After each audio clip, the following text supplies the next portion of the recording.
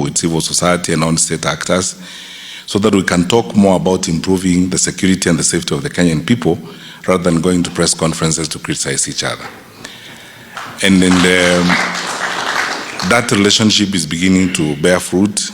We are in constant communication with each other all the time, and we will sustain this as we move forward because, Your Excellency, as you have instructed us, your focus is the safety and security of the Kenyan people so that our economy can grow, so that our country can do well. Other sectors that work together with this, Your Excellency, we have tried secondly to implement your instruction that you want a multi-agents approach so that we don't work in silos. We thank the Lord Almighty for the wonderful country He has given us and the blessings that we enjoy to serve this country and to be citizens of this great nation. And indeed, I agree with the colleagues who have spoken before me that we also need to be grateful. The Lord has favored us with very strong leadership in yourself and in your guidance. I want to thank Chairman Kavuludi and Chairman Masharia for your kind words, although they came after the budget has been passed, so I can't use them to campaign for a pay rise. But another budget will come one day. But most importantly, we thank the Lord for the opportunity to serve. Your Excellency, you have given us very clear instructions on what you'd like to see in the security sector. And together with my colleagues and the strong team that we have, we are doing our best to translate your vision and to implement the instructions you have given us.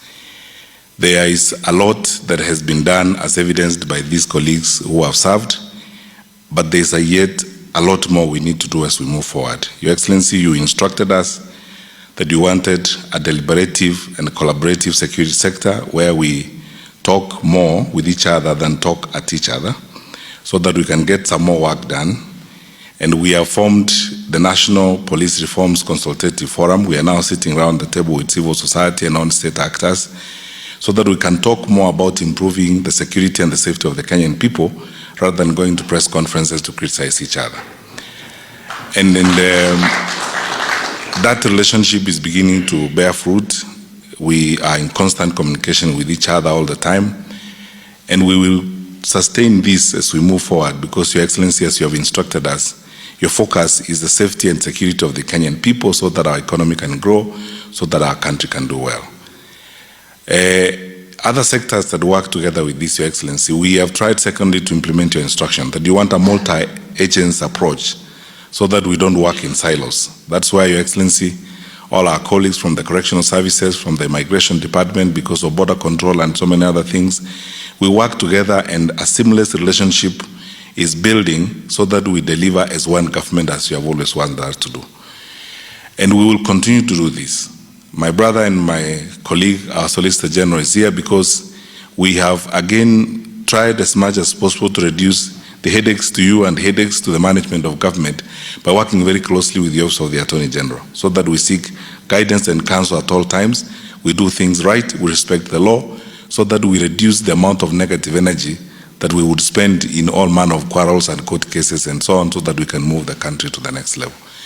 So, Your Excellency, a lot of stuff is happening in our country, and all your key projects that you have instructed us to move forward, whether it's NIMS, whether it's digitization of the immigration services, ensuring that all Kenyans get e-passports by September next year during the world deadline, transforming the correctional services so that it becomes income generating.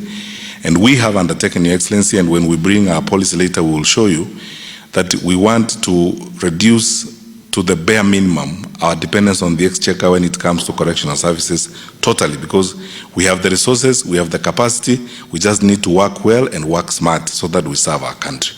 We don't have to keep going to the treasury for resources. All we need to do is manage wastage, manage the way in which we use the resources that we have been given. So with this new mentality and new approach in all our colleagues, epitomized in the spirit that you have seen here this morning, Your Excellency, our country is headed for greater things, and we are moving forward together. I add my voice in thanking my colleagues who are moving now out for the work that they have done. But, Your Excellency, I want to ask you kindly, if you do not mind, you allow us, because these two institutions have got something unique about them.